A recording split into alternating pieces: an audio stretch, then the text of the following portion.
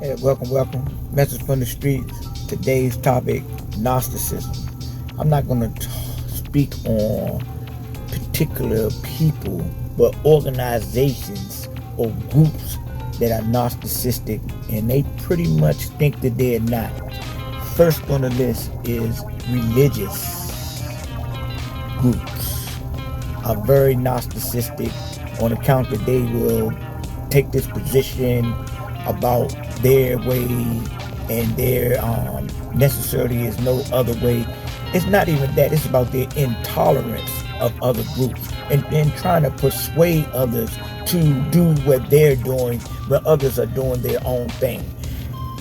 If you offer a person information and they take it upon themselves to research it and come or go the way that you go, that's one thing. But if you continuously struggle with people, trying to convince them that your way, your religion is the best religion and the only religion that's going to save them, there's a problem.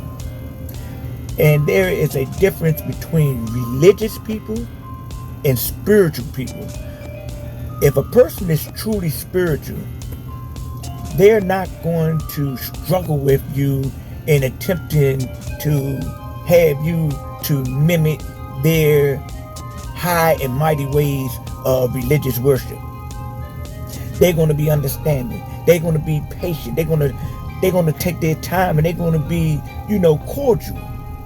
They're not going to get angry with you because you don't follow. They're not going to say, oh, you're going to burn in hell, you're not going to follow. They're like, oh, okay. And their demonstration is that which will convince you to come over or to sample what they're speaking of. And on the other hand, we got those people that consider themselves to be nationalists. We got so-called white nationalists, Gnosticistic, so-called black nationalists, Gnosticistic.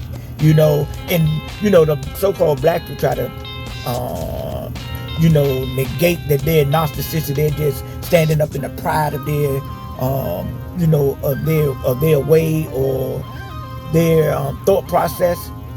Sure, that's cool. That's the same thing as the Nazis and the Klan and the so-called white nationalists are doing.